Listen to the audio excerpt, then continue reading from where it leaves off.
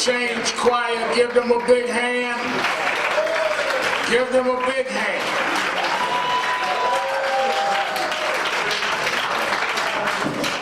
Certainly we're happy to be with you another Saturday morning.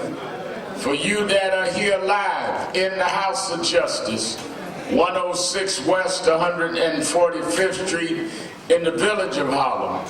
And for you that are listening live on 1190 WLIB AM in New York, and for you that are watching live stream at our chapters all over the country at www.nationalactionnetwork.net, we're happy to be with you another Saturday morning where the action is. Give a hand to our presiding attorney, Michael Hyatt.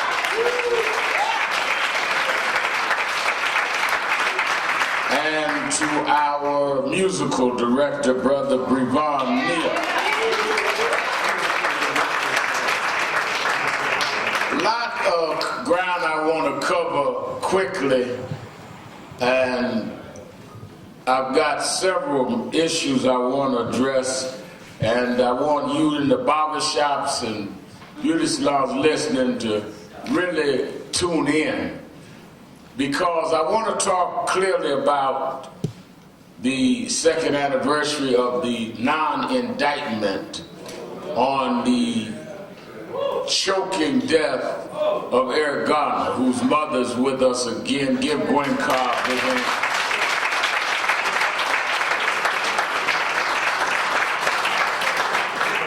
And I also want to talk about, I know some of y'all read in the papers how y'all's President-elect Donald Trump called me this week. I thought I was too old to be surprised,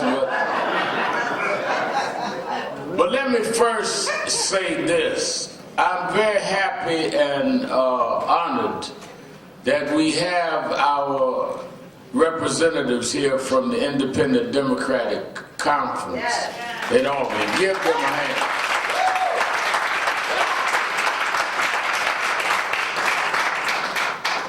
And I say that because we are in a different political space. Some of the anger and outrage that we've seen in the last election is because many people in the body politic do not understand how people feel disregarded and disrespected in terms of what they're trying to say. And when you have that open, then they are subject to any demagogic appeal that seems to understand what you will not hear.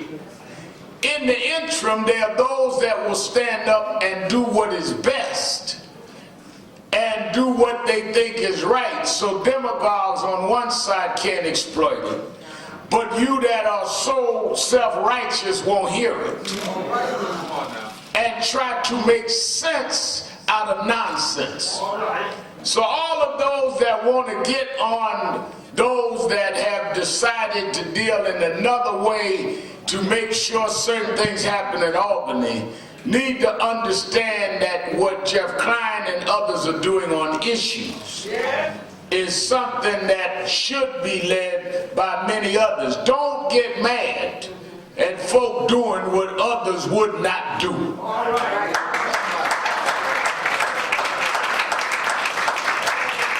I've known Jeff a long time. We fought on various issues, and I was glad when our regional director and leader, Minister Kirsten John Foy, and he got together on this issue around protecting undocumented immigrants and people that are now under real threat with this new administration coming. This is no joke.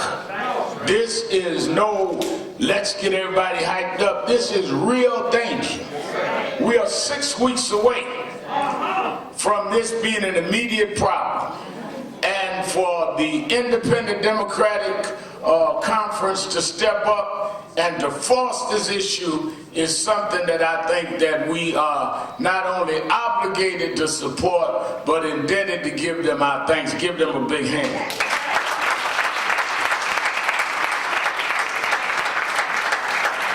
I want to also say how Senator Jesse Hamilton, and certainly he joining the, and let me tell you, so every time you make a different step, folk, you haven't made a real step unless you get some people mad. I try to get somebody mad every day, because I wasted a day if somebody didn't get mad. If everybody on your side, it's because you didn't stand for something.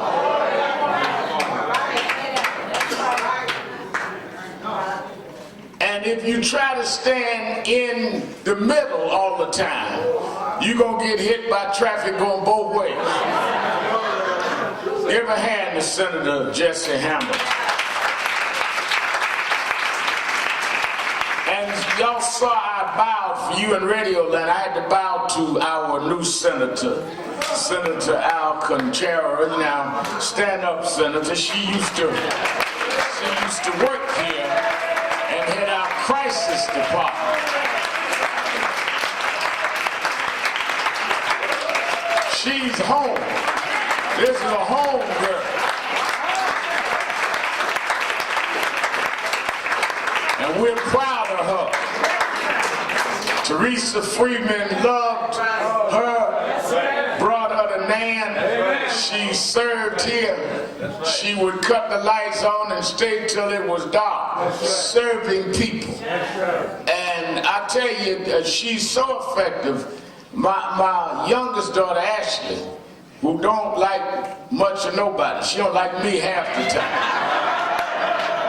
She like me on holidays. Christmas is coming. I got up one Saturday talking about how they gentrifying Harlem and all of that. And in the middle of the congressional race, not thinking some people could mischaracterize it. And before I get into office, Ashley said, Marisol said, clean that up. Don't act like we don't want to have Black Latino unity. Get that crap straight, Dad. I said, what? Marisol, don't just, Marisol said, get it straight, clean it up, and go on. That's the kind of respect she has in National Action Network. Give her another hand.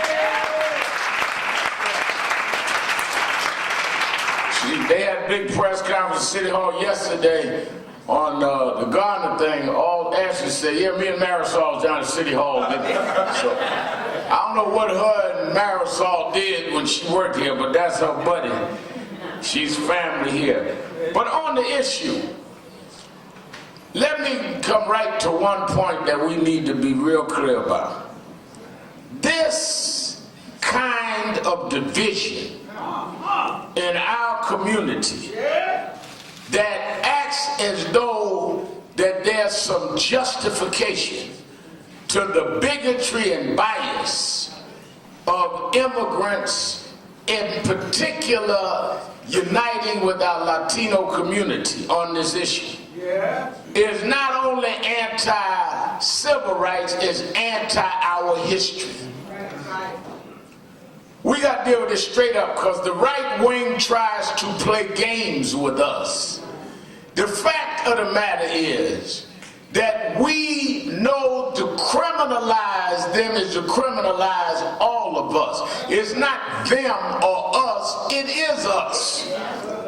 First of all, the immigration laws are not for Mexicans or for Puerto Ricans or for Dominicans. They are for all of us. Trinidad, Jamaica. And when they stop us in a car or stop us to frisk us, they don't know if you're Dominican or black unless you start talking in a language they don't understand.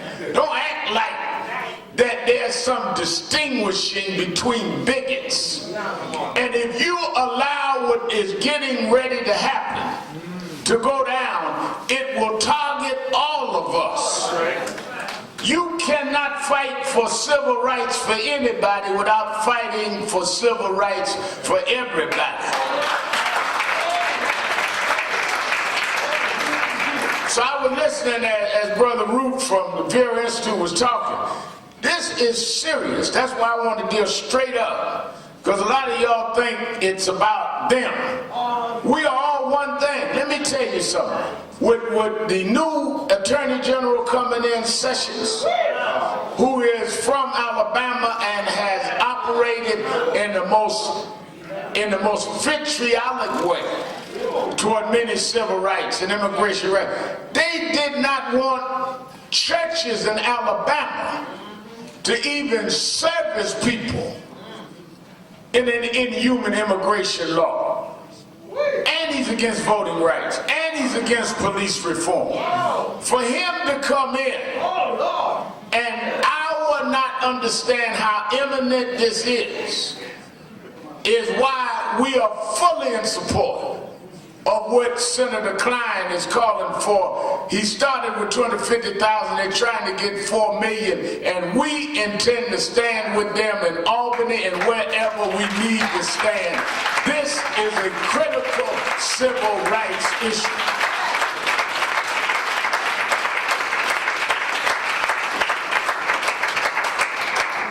So this is not about, let me be real clear, this is not about the Democrats or the Republicans or the IDC in Albany. This is about civil immigration and human rights.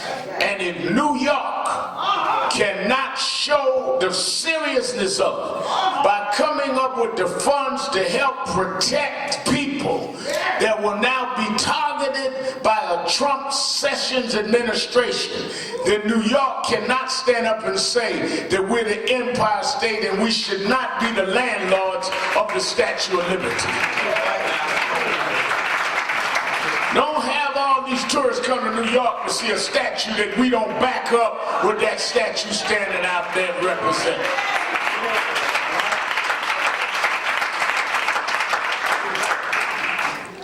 In fact, we need to do some kind of unity rally at the statue and show what it's about, because this is clearly, and I salute them and support them, and we need to go out there and do something about that at the Statue of Liberty. Y'all know I be calling marches just off the top. Steve Marshall, oh God, here we go. Have him and Marisol climbing up to the torch or something.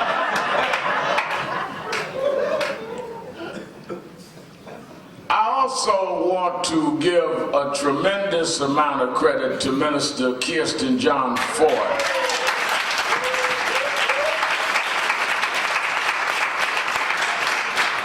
Who has led in this issue with Senator Klein and who has stood and shown real courage. One of the ways you test leadership is that you got to do things that is not understood by your contemporaries. And it's easy when there's an incident to jump up and react because everybody in the crowd is reacting.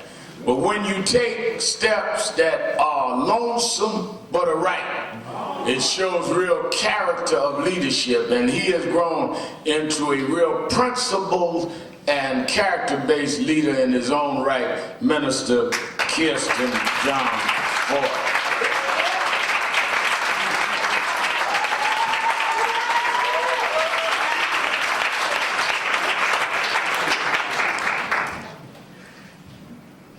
On January 14th, we're going to Washington for the We Shall Not Be Moved March.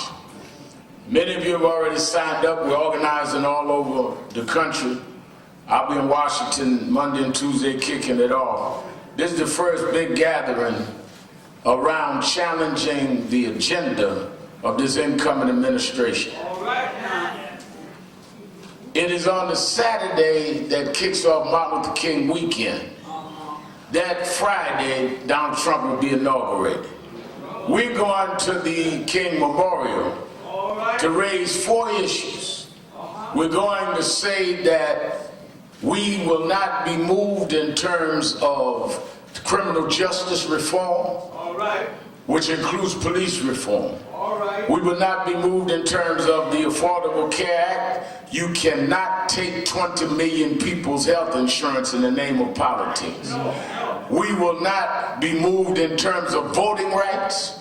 They've nominated a attorney general that has been saying there's voter fraud and supporting all of these repressive moves on voting.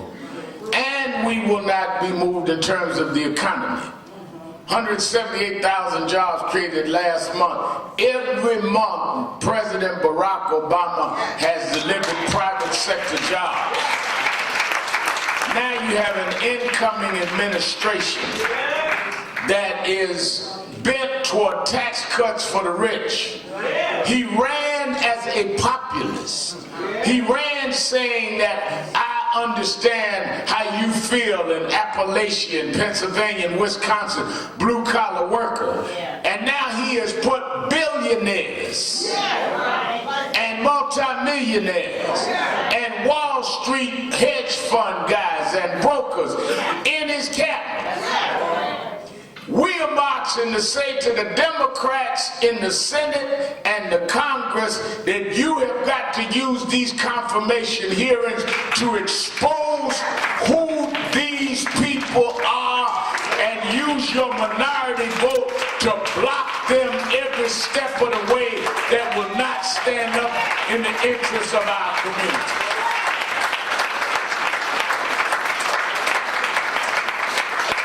You need to filibuster, do whatever you have to do.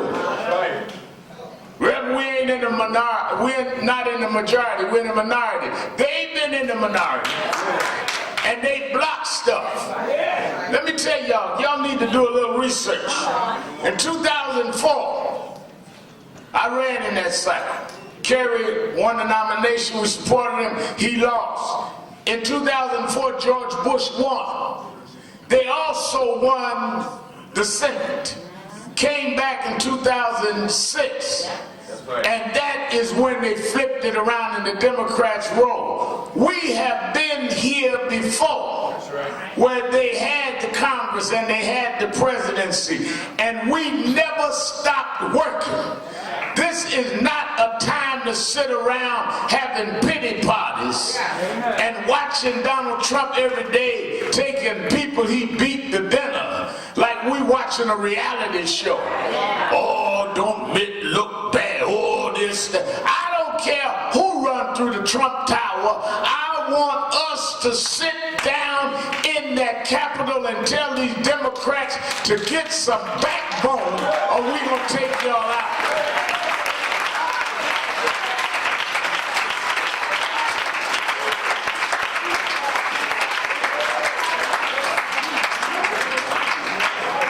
So I want you in Radio Land. Call, if you have not signed up for a bus, call 1-877-626-4651, 1-877-626-4651, or go online to www.nationalactionnetwork.net, www.nationalactionnetwork.net. Sign up for a bus right now. We need you to sign up. And in the morning, don't forget, watch Politics Nation with Al Sharpton, MSNBC, 8 o'clock. I'm on at 8 o'clock every Sunday morning, and I'm going to deal with a lot of these issues then. One of the things I'll tell you in advance of the march, and I'm going right into Eric Garner's situation. Mrs. Carr and all of us have said that we hope that the President Attorney General, Loretta Lynch, will conclude the investigation that they're looking into whether to press federal charges or not for the violation of Eric Garner's civil rights before she leaves office. Because we have little to no confidence in Jeff Sessions moving forward on that case. Why would you say that, Reverend? Well, the one that choked him was in the paper saying, this gives me hope now that Trump's elected. Can you imagine a member of law enforcement that is sworn to uphold the law says in effect that he knows it is politics, not evidence, that will determine whether he pays the price for violating the civil rights of Eric Garner. He said, this gives me a new leaf. Not that the evidence will clear me, not that it doesn't matter who's there, but whoa, I can breathe now, which shows you why many of us are skeptical about what happens when you get administrations in that play certain ways. Don't blame us,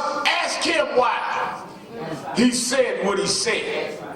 Now, once Sessions is in, one of the things that we've always been able to try and have faith in is that when local prosecutors fail, as they had this week in Charlotte, and say we're not going forward and let a jury decide, we say we'll go to the Justice Department. And in some cases it worked. With Anthony Baez, with Abner Louima, some cases it has worked.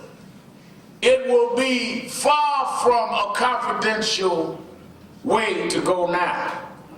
But I'm going to tell you what we can present to the nation on January 14th.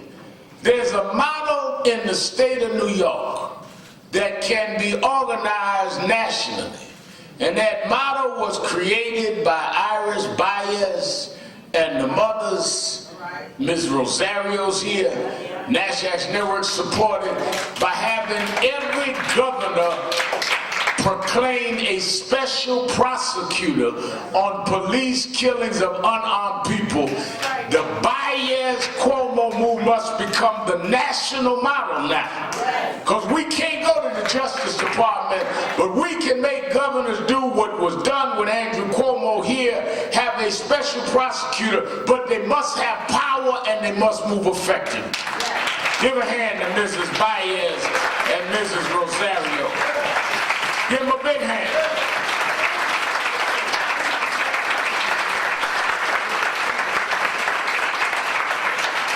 Secondly, we must have criminal and solid criminal behavior attributed to police that take the law beyond what is understandable or palpable. Gwen Carr and others stood, and we stand with them to say that the New York City Council needs to support legislation that would make police using the chokehold a crime, punishable with a criminal act. And everyone involved in City Hall needs to move toward that right now.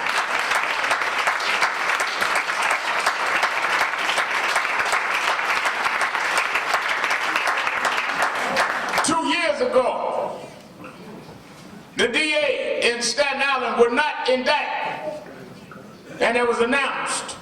We've been waiting for 2 years on the feds to move. We should not have to wait on the city council. No. They can make that a law rather than a policy.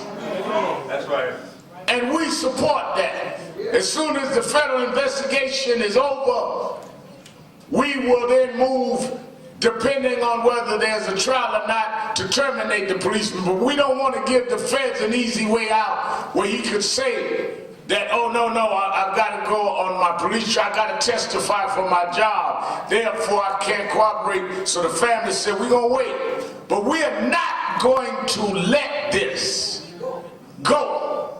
We're not only going after his civil rights violation, we're going after his job, and we're going after law established in the city of New York.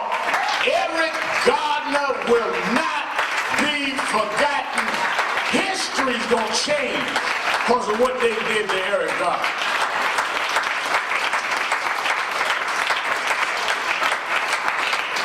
Let me, in light of that, bring on the mother of Eric Garner to say a few words 2 years later.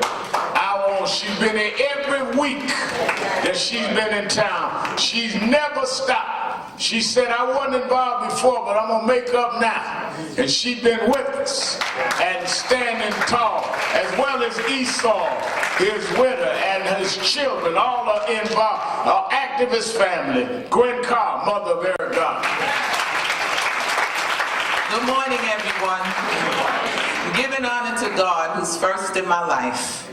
And I thank all of you. I am so grateful that you all have stood with me, who has supported me, and continues to support me through all of this. I mean, this is a trying time today. Today we found out 2 years ago that there would be no indictment. I mean, that was adding insult to injury. I thought that my heart would just fall out when I heard that verdict. But you know what? I just collected myself and said, I'm going to get up and we're not going to take this. You know, they tell us to step back, but we said, no, you get back, because we coming through. At all costs, I'm in this race for the duration. They could knock me down, but long as they don't knock me out, I'm here. And I hope you all stand with me, because, you know, we need to stand together, just like I stand with the different groups, just like Ms. Rosario and Ms. Baez and all of us who went to Governor Cuomo to get that executive order for the special prosecutor. We're going to do more. We're going to make that law. You know, it's a policy now. It's an executive order, but we want legislation. We're not going to stop.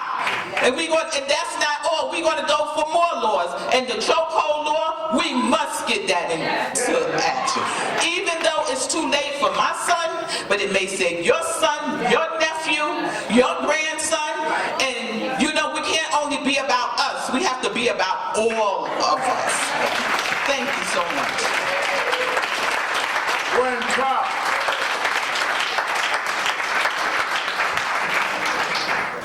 And let me say this, as we deal with the chokehold law with the city council, we need to make the National Action Network stood from day one with the mothers, Ms. Baez, to get the policy of the special prosecutor in New York. We need to make that law. And we're going to be sitting with the IDC and all parties in Albany about that. We need to change laws. That's why we're going to Washington January 14th. We need to make things more than a policy. Policy will last as long as that sitting chief executive is in it, whether it's the president, the governor, or the mayor. We don't need to have policies be the end. That should be the beginning. Legislation must be the end, otherwise you've not had real change. And that is what we're going to do. Now, press run around telling me, well, Rem Al, are you going to call and ask the mayor to support him who has not taken a stand on the speaker? Are you going to support him if he doesn't? First of all, before you'll be asking me about who I'm going to support, you have nobody running but the mayor. I do not support ghosts. So don't be asking me, am I going to support Mayor de Blasio or Casper the Friendly Ghost? When I was a little boy, I used to run from Casper until I found out that Casper did not exist. And what y'all talking about does not exist until there is an opponent. Hello? Now I understand all the local guys don't get on TV much, got to get up there and say we gonna go against them and all that, because they know they can get on TV. But it's Casper.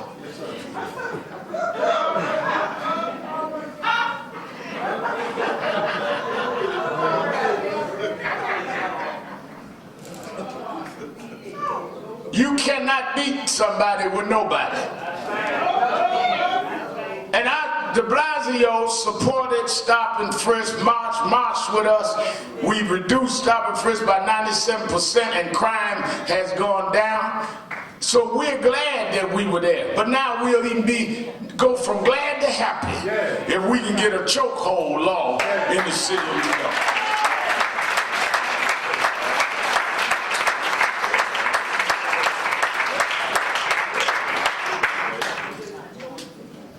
I went on television the other morning to discuss the January 14th march and this climate that we're in.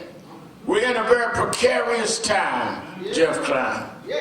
As I speak, there's a young man, Joe McKnight, a young black athlete who was killed in what is reportedly a road rage by a man that was charged with assault named Ronald Gasser several years ago for a road rage on the same intersection that he shot and admittedly killed McKnight on yesterday, yet they let him go. We have Nan, Louisiana down there now dealing with the LSU students. At the same time, Walter Scott, who was shot in the back, running from a policeman in North Charleston about a headlight. I went down. The mayor and the police chief of North Charleston came to hear me preach that Sunday morning and fired the cop. That's right. Reverend Nelson Rivers, who's on our staff, pastors there.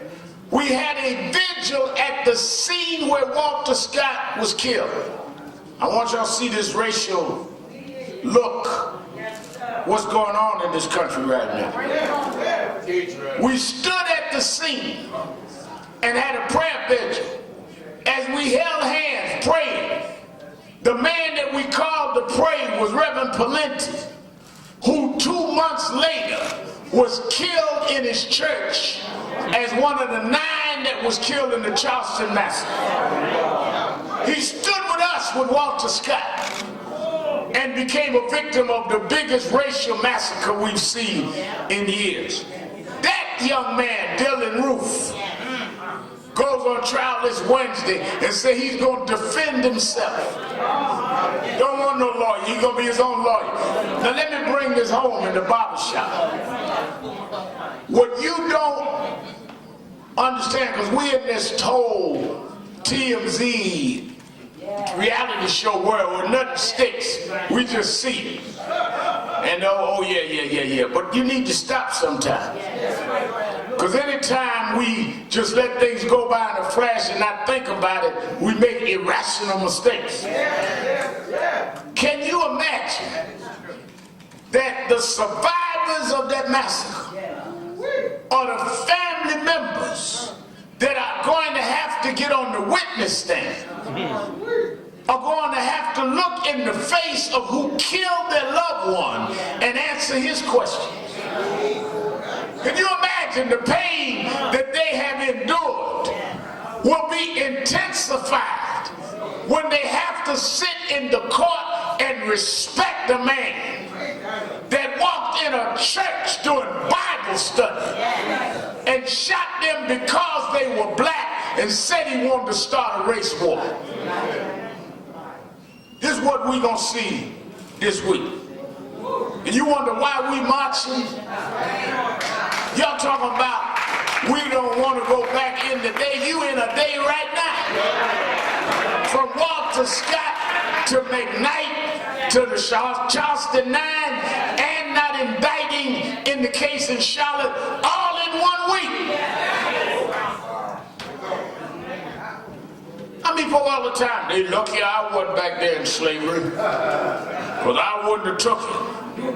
They lucky I wasn't down south during Jim Crow. I wouldn't have been in no back of the bus. Well, you here right now,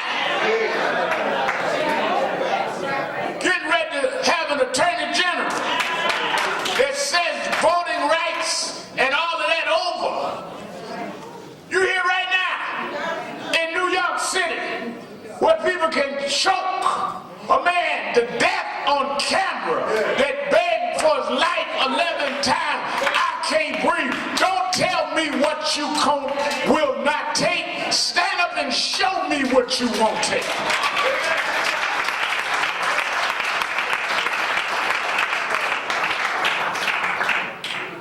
Let me tell you something. These nice studies and erudite kind of essays is not going to count in this. Donald Trump is not one of these guys downtown debutantes. He's an outer borough guy, and he felt that the elite Manhattan real estate titans looked down on a Queens guy. And him and his daddy, they fought their way in. That's why he put his name on everything. Because he wants to show the elite that didn't have him in the power spots. Yeah, he was born with money, but it was out of borough money. And you know, the elite kind that are snooty duty look down on Queens guys, Brooklyn. I know I come from Brooklyn. When I was talking about that the other day, that's why he called me. Because I spoke to understanding something that only folk that understand how rejects have to deal understand. And he called me. And put in the paper that he called. And he and I said to each other, we fought 30 years. We fought over that young man right there, Kerry Weiss, Central Park.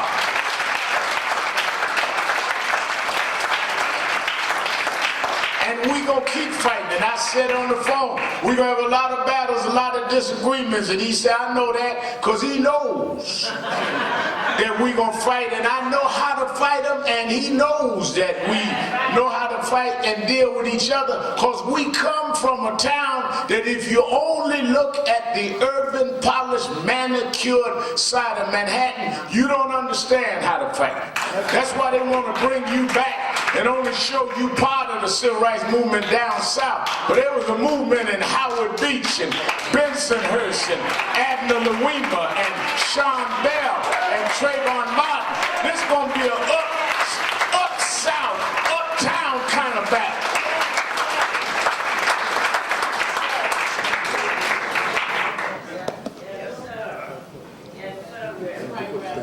Whether you realize it or not, they're still baffled. They're still confused. They can't understand, Minister Ford, how Trump, a billionaire, could appeal to the blue-collar workers in Wisconsin, in Pennsylvania. But what they didn't understand is he had a chip on his shoulder, and they had one on their shoulder. And they could feel his disdain for the same people they had disdain for. They didn't understand that he had it for different reasons and that he gonna deal with it a different way. But they could feel the anger in him that they had in them. And he could then interpret that in the votes, that if they knew his policy would have been different. But you are so busy trying to have your pinky up and be proper and accepted that you don't feel the pulse of the people saying we can't take no more. That's why I know when I got started, Jeff know, they mocked me, used to do cartoons, Sharpton tracksuit, Sharpton with hair. And they laughed and they mocked. And I understood all that and just kept working. And when they looked up, we had the whole town saying, no justice, no peace. Y'all keep on laughing. Y'all keep on laughing. There is the majority of folk that you don't understand their pulse beat. That's why I was listening. Reverend McMillan said this morning, our ministers need to be involved now in the march. Yes, nobody need to hear about how to go to heaven if you can't help me down here on earth.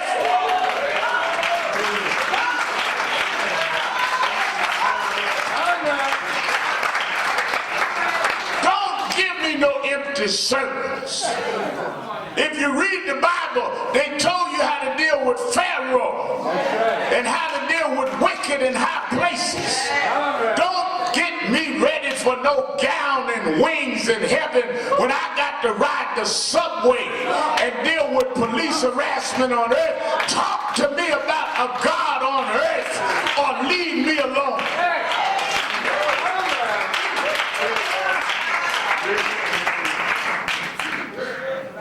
You got INS officers ready to sweep through our communities of color. You got policemen harassing us that are now emboldened because they feel we will not have federal oversight. You got people firing us and not hiring us because of the color of our skin. Yet women still making 78 cents to $1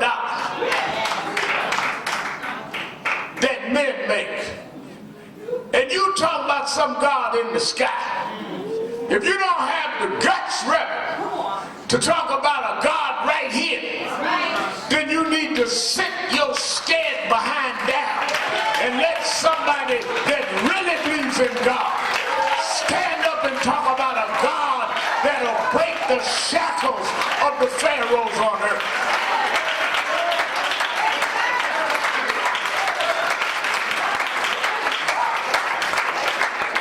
Serve a God that drowned Pharaoh's army. I serve a God that led 7 days of outrage on Pharaoh to make him let the slaves go. You need to read the whole Bible.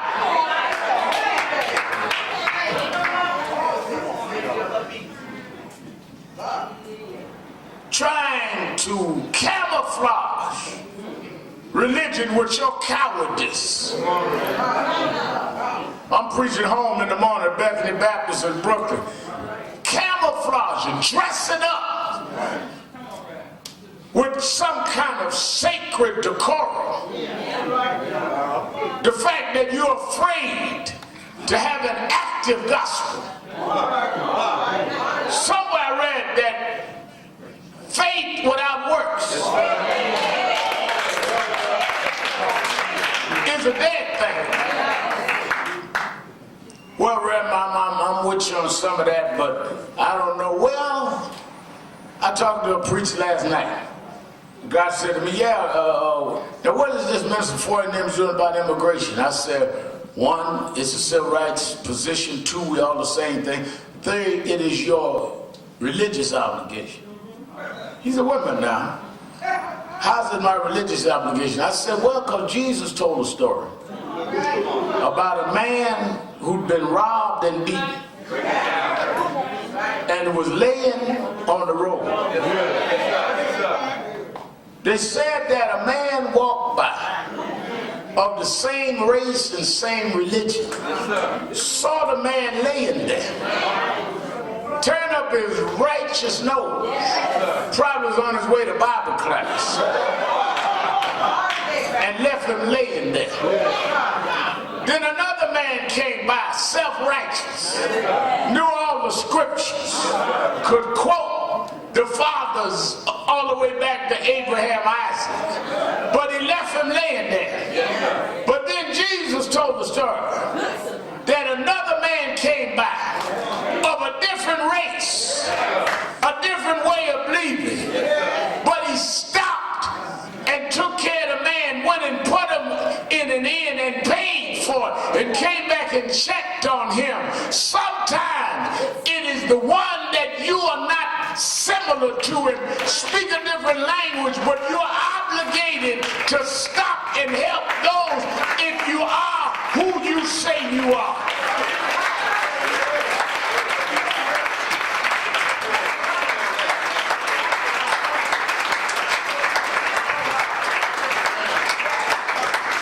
Don't misuse Jesus. Don't use him when it's convenient for you.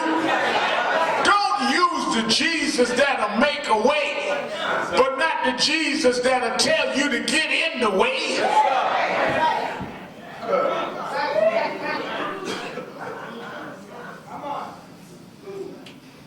It's time for the church to stand up.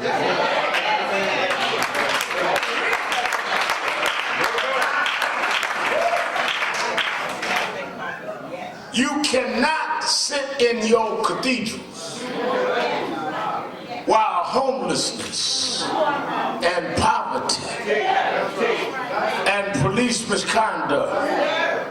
You cannot sit in your cathedrals while we got people in jail doing 30 and 40 years for a joint.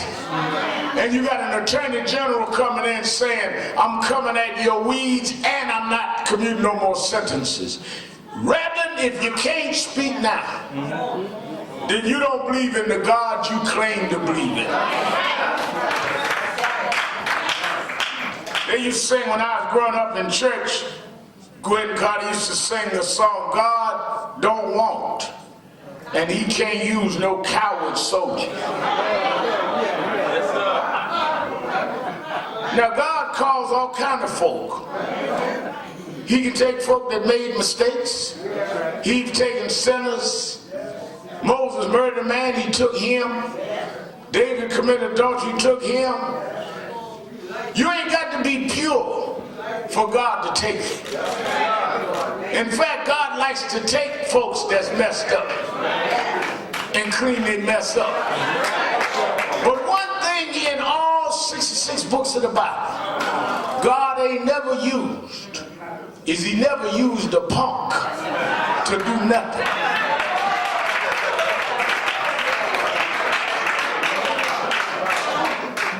A bunch of punk preachers.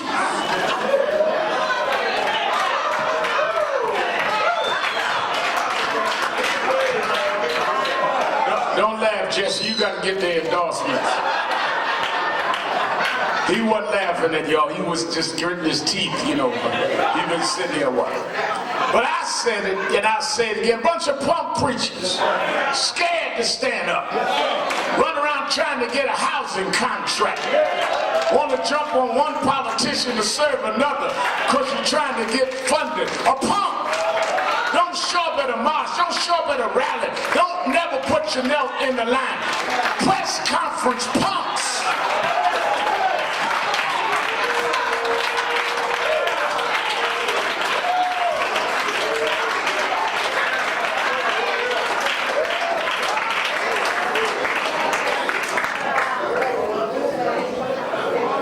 And when preachers try to stand up and organize y'all, not just us, Johnny, all of them that have tried to organize y'all, you're not there. You ain't got to come to man. There are a lot of groups. But if you're not involved in something, you're a punk. And this is a time for punks to sit down. Because Trump ain't no punk and we ain't no punks. Let's get it on.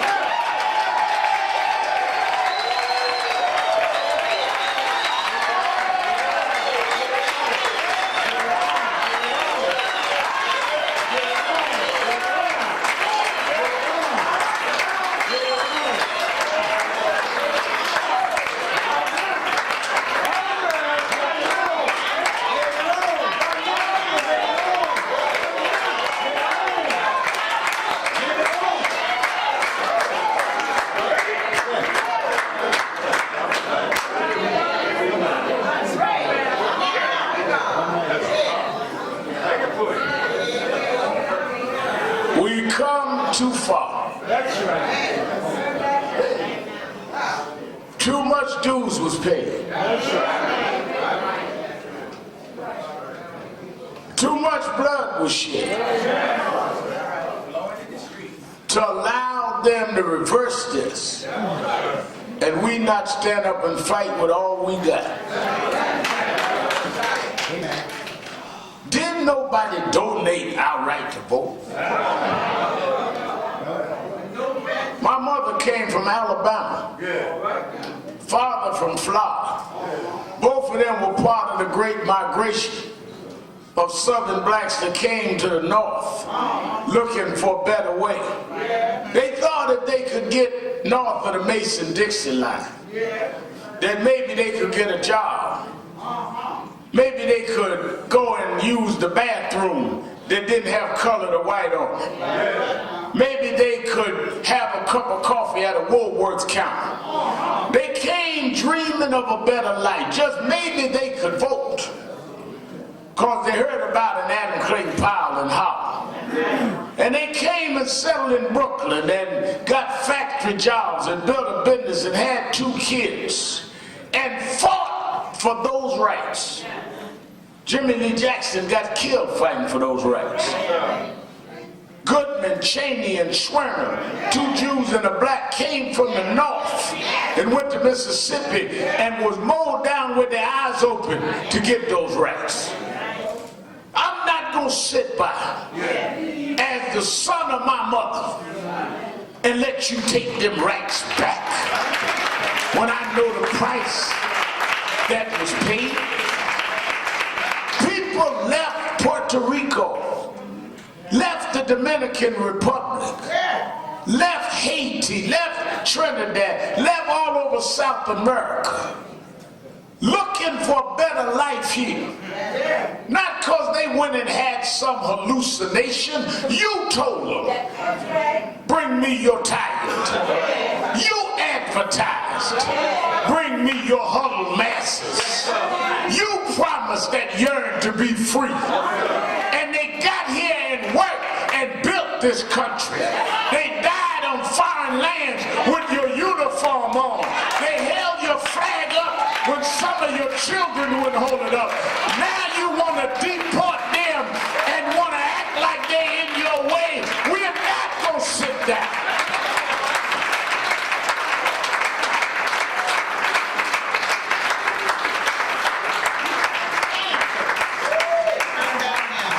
It's in our DNA. The blood of fighters is in our blood. Those that stood against the odds and made a way for us that we had things they never had. And if you can't fight for what they gave you, you're an ingrate.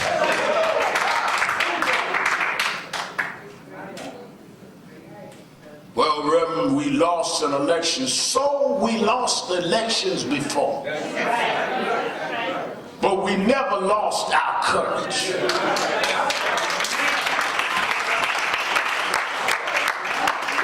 I remember when I was a kid, Ronald Reagan, another entertainer that became president. Ronald Reagan said that Martin Luther King was a communist.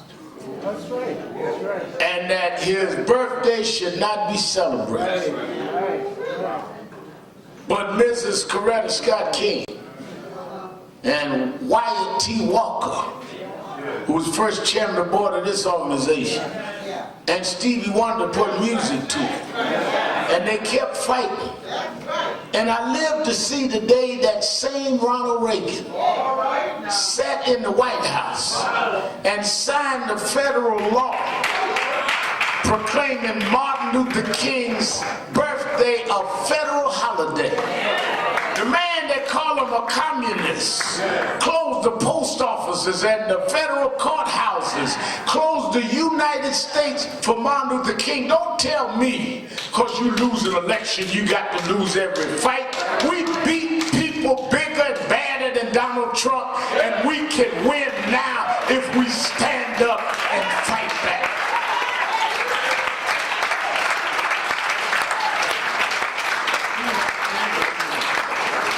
How y'all gonna fight? Y'all don't have the majority. We ain't never had the majority. We always had to fight with a headwind. We never had a backwind. But there's something about God, and I'll let you go, that he'll even up the score by changing sometime the landscape. Don't forget Joshua was fighting. Battle of Jericho, run out of time. He said, I can make it. That's right. If I can just get a little more time, if the sun would stand still. And the Bible tells me that God had the sun stand still. We got a God that are ultra-natural occurrences to protect his children. Don't get ready for all these deportations. Don't get ready to lose all these rights. Get ready us up. I believe in a God that'll give power to the powerless. Reverend, that don't make sense. Well, that's what faith is. Faith is when it don't make sense. Faith is when you can't calculate it. Faith is when your strategy just don't click. Faith is when all of your brainiacs can't figure it out. When it gets in the zone of what we gonna do now, that's when faith kicks in and say, I don't believe he brought me this far to leave me now. I don't believe that because they won an election they beat God. I don't believe, no matter how rich you are and strong you are, that your arms are strong enough to box God. I don't believe that God would leave us or forsake us. I'm going to stand up on his word because he promised, if my people, not talking to everybody, if my people, I'm not trying to convince non-believers, if my people, I'm not talking about people that laugh at those of us with faith, if my people who are called by my name would humble themselves and pray and Irish by seek my face, quit looking at the Kardashians, seek my face, quit worrying about what happened to Trump, seek my face and turn from the wicked ways. You've been cutting deals, you've been backstabbing, turn from your wicked ways. Then, right then, they'll hear from heaven, I will heal the land, I will heal the land, I will heal the land. It's healing time, it's fight back time, it's going forward time. He'll heal the land, he'll heal the land, he'll heal the land. Everybody's singing. Everybody's singing.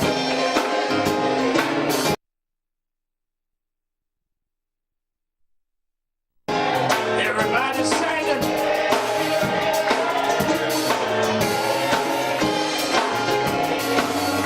Everybody's singing. Sing it like you mean it.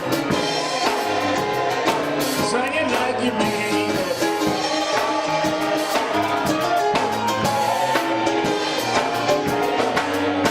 Everybody's singing. Everybody's singing. Everybody's singing.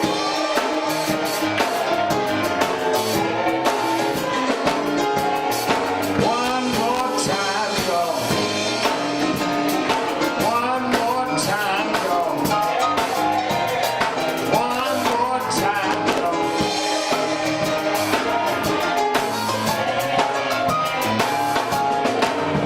Everybody now. Everybody now. Everybody sing.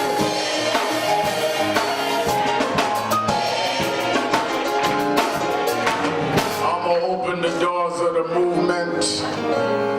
There may be someone here today listens to our rallies on the radio, see our activities on television, but never joined the organization, never became a member of the National Action Network.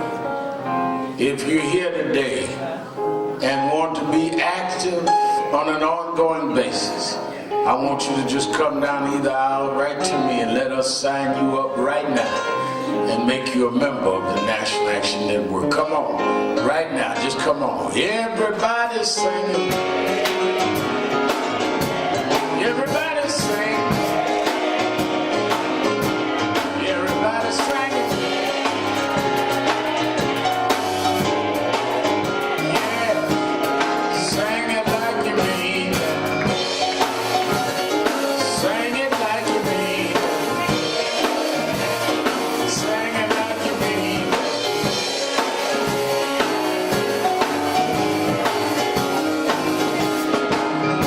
Everybody's singing.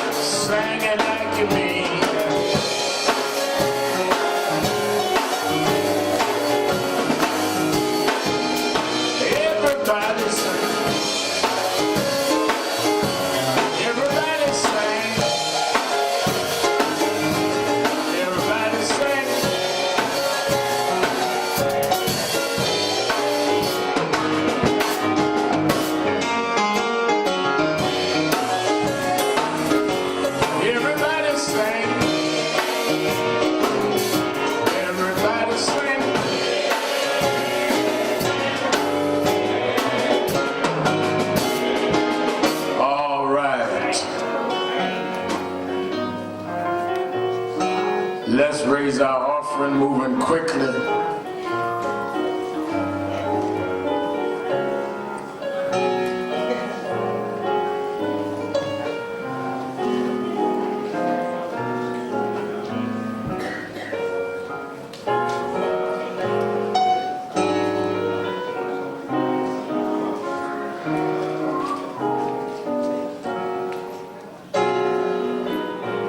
Moving quickly.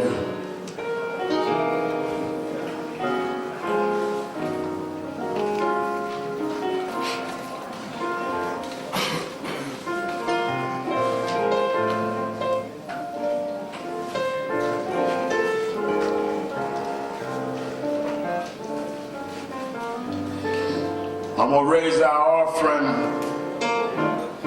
and we let you go.